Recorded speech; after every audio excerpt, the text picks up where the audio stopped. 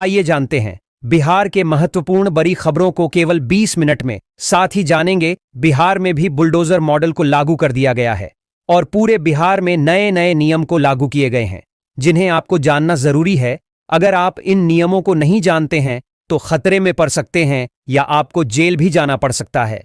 साथ ही जानेंगे क्या सच में महिलाओं को रोजगार योजना के तहत रुपए 2 लाख मिलना शुरू हो जाएगा। साथ ही जानेंगे ई श्रम कार्ड वाले को कितने रुपए मिलेंगे, वृद्धा पेंशन को बढ़ाकर कितना रुपए कर दिया गया है और आवास योजना के तहत अब घर बनाने के लिए कितने रुपए दिए जा रहे हैं। तो चैनल पर पहली बार आए हैं तो वीडियो को एक लाइक कर दीजिए और चैनल को सब्सक्राइब कर लीजिए क्योंकि आपको यहां पर हमेशा महत्वपूर्ण खबरें मिलती है। बिहार में प्रधानमंत्री आवास योजना तेजी से लागू की जा रही है।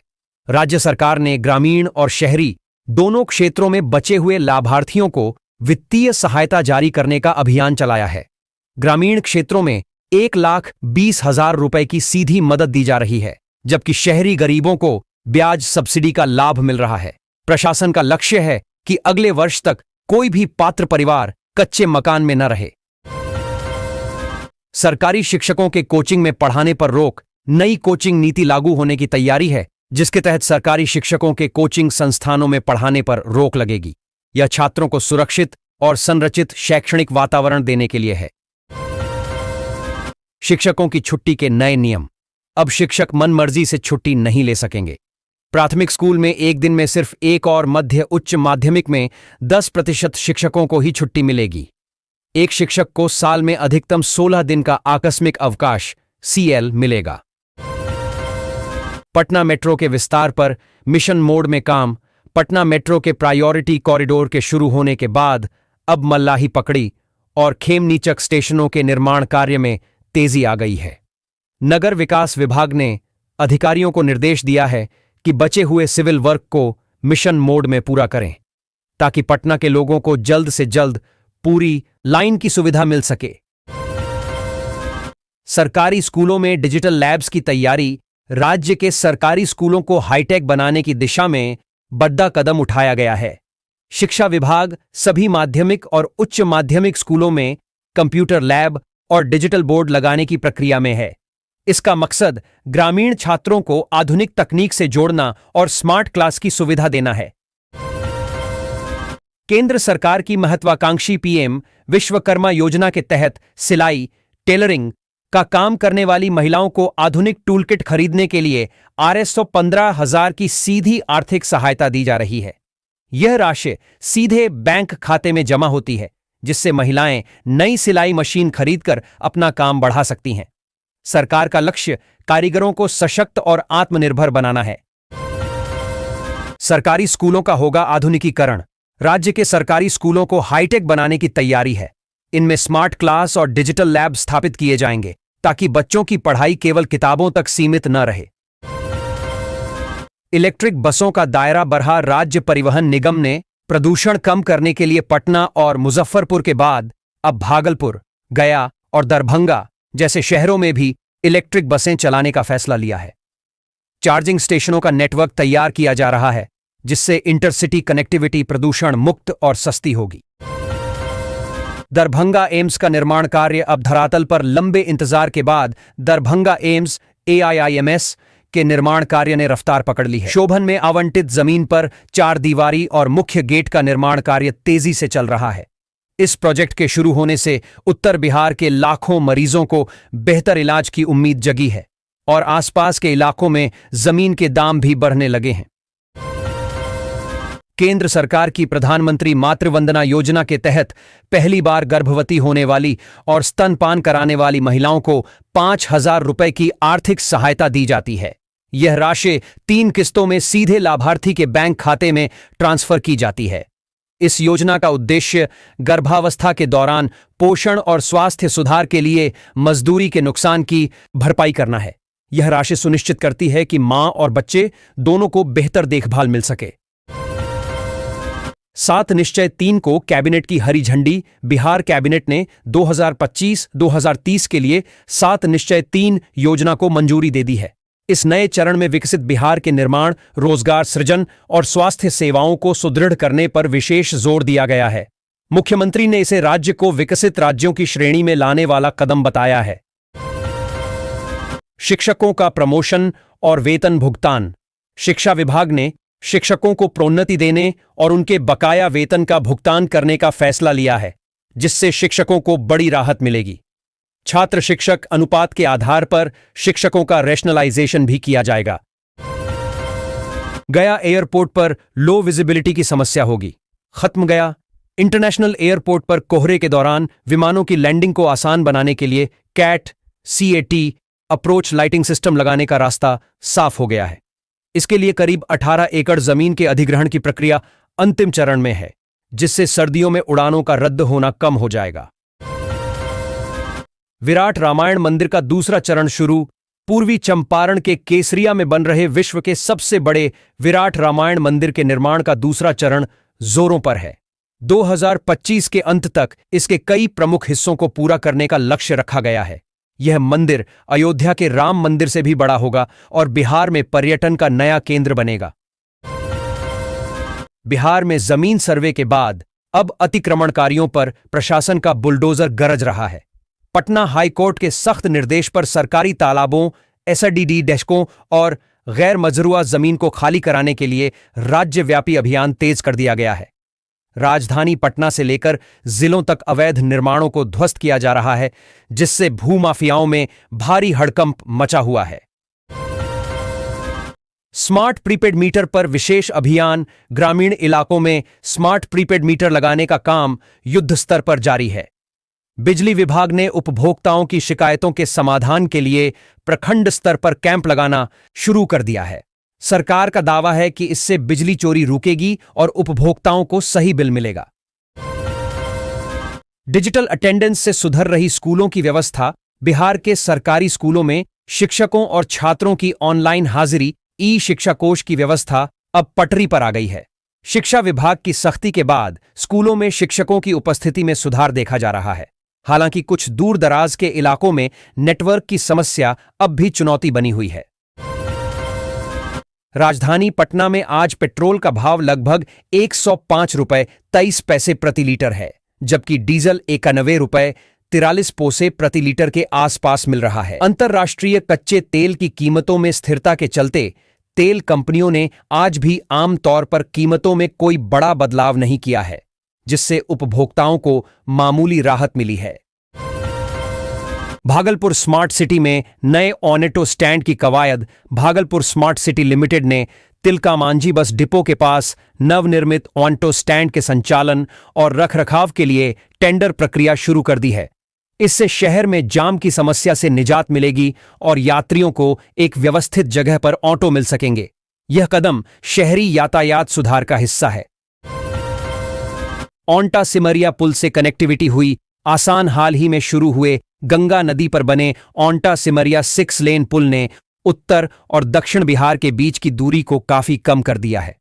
इस पुल के चालू होने से बेगूसराय और पटना के बीच का सफर आसान हो गया है और भारी वाहनों को अब घंटों जाम में नहीं फंसना पड़ीडीएच रहा है। गुलजार बाग का नाम बदलने का प्रस्ताव। पटना के ऐतिहासिक इलाके गुलजार बाग का नाम बदलने को लेकर राजनीतिक चर्चा तेज हो गई है। उप मुख्यमंत्री ने एक कार्यक्रम में संकेत दिया है कि स्थानीय भावनाओं और सांस्कृतिक महत्व को देखते हुए इसका नाम बदला जा सकता है, जिस पर मिली-जुली प्रतिक्रियाएं आ रही हैं। उच्च शिक्षा विभाग का गठन और शोध पर जोर। बिहार सरकार ने शिक्षा विभाग से अलग करके एक नया उच्च शिक्षा विभाग बनाया है। इसका मुख्य उद्देश्य विश्वविद्यालयों में शोध, रिसर्च और इनोवेशन को बढ़ावा देना है। सरकार का मानना है कि इससे राज्य के छात्रों को उच्च शिक्षा के लिए बाहर नहीं जाना पड़ेगा और गुणवत्ता में सुधार होगा। पटना जू में वन्यजीवों की सुरक्षा। संजय गांधी जैविक उद्यान। पटना जू में जानवरों को ठंड से बचाने के लिए हीटर और विशेष आहार की व्यवस्था की गई है। इसके साथ ही जू प्रशासन ने दर्शकों के लिए ऑनलाइन टिकट बुकिंग को और आसान बना दिया है, ताकि वीकेंड पर लगने वाली लंबी लाइनों से बचा जा सके। मनरेगा श्रमिकों के लिए खुशखबरी है। केंद्र सरकार ने वित्तीय वर्ष 2025-26 के लिए मनरेगा मजदूरी दरों में वृद्धि की घोषणा की है। विभिन्न राज्यों में यह वृद्धि अलग अलग है, लेकिन कई जगह 812 प्रतिदिन तक का इजाफा हुआ है। अब श्रमिकों को बढ़ी हुई दर से सीधे उनके बैंक खातों में भुगतान किया जाएगा। साथ ही कई राज्यों में भुगतान समय पर सुनिश्चित करने के लिए कदम उठाए जा रहे हैं। शिक्षकों की बहाली, TR4 की सुगबुगाहट। तेज बिहार लोक सेवा आयोग BPSC द्वारा चौथे चरण की शिक्षक बहाली TR4 की प्रक्रिया जल्द शुरू होने की उम्मीद है। ST8 का परिणाम आने के बाद रिक्तियों का रोस्टर क्लियर करने का काम चल रहा है। लाखों अभ्यर्थी इस नई बहाली का बेसब्री से इंतजार कर रहे हैं। बिजनेस कनेक्ट 2025 का सकारात्मक असर। वर्ष के अंत में बिहार में औद्योगिक निवेश को लेकर माहौल सकारात्मक बना हुआ है। बिहार बिजनेस कनेक्ट और अन्य निवेशक सम्मेलनों के बाद कई टेक्सटाइल और फूड प्रोसेसिंग कंपनियों ने राज्य में यूनिट लगाने में रुचि दिखाई है, जिससे रोजगार के नए अवसर बनने की उम्मीद है। सरकारी डॉक्टरों की प्राइवेट प्रैक्टिस पर नकेल 7। निश्चय 3 के तहत स्वास्थ्य सेवाओं में सुधार के लिए सरकार ने सरकारी डॉक्टरों की प्राइवेट प्रैक्टिस पर पूर्ण प्रतिबंध लगाने की नीति तैयार की है।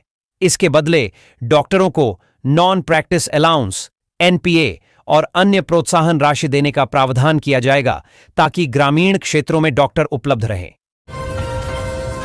रबी फसल। गेहूं की बुआई का काम जोरों पर। राज्य भर में रबी सीजन के तहत गेहूं की बुआई अपने चरम पर है। कृषि विभाग ने इस बार गेहूं के रकबे में बढ़ोतरी का अनुमान लगाया है। किसानों को समय पर बीज और खाद उपलब्ध कराने के लिए जिला स्तर पर निगरानी रखी जा रही है, ताकि उत्पादन का लक्ष्य हासिल किया जा सके। राजगीर क्रिकेट स्टेडियम में फिनिशिंग का काम। नालंदा के राजगीर में बन रहे अंतर्राष्ट्रीय क्रिकेट स्टेडियम का काम अब फिनिशिंग स्टेज में है। खेल परिसर के अंदर इंडोर स्टेडियम और हॉस्टल बनकर तैयार हैं। उम्मीद है कि जल्द ही BCCI की टीम इसका निरीक्षण करेगी, जिससे यहां IPL और अंतर्राष्ट्रीय मैच होने का रास्ता साफ होगा। गांधी मैदान में सरस मेला 2025 की धूम। पटना के गांधी मैदान में आयोजित बिहार सरस मेला 2025 में भारी भीड़ उमड़ रही है। हुनरमंद हाथों से सजता बिहार की थीम पर चल रहे इस मेले में ग्रामीण महिला उद्यमियों द्वारा बनाए गए हस्तशिल्प और व्यंजन लोगों को खूब भा रहे हैं।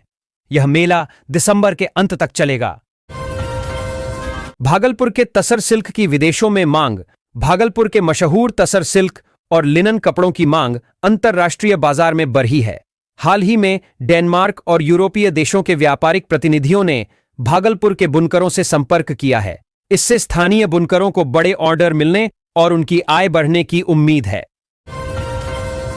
बिहार पुलिस कांस्टेबल शारीरिक दक्षता परीक्षा PET। बिहार पुलिस कांस्टेबल भर्ती की लिखित परीक्षा पास करने वाले अभ्यर्थियों के लिए शारीरिक दक्षता परीक्षा PET का दौर शुरू हो चुका है।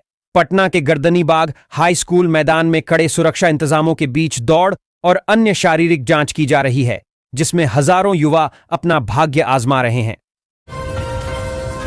पंचायतों में सरकारी योजनाओं के लिए शिविर। राज्य सरकार के निर्देश पर विभिन्न पंचायतों में विशेष शिविर लगाए जा रहे हैं। इन शिविरों में आयुष्मान कार्ड, राशन कार्ड और वृद्धावस्था पेंशन जैसी योजनाओं के लिए आवेदन लिए जा रहे हैं। इसका उद्देश्य उन लोगों तक लाभ पहुंचाना है जो अब तक इन सुविधाओं से वंचित थे।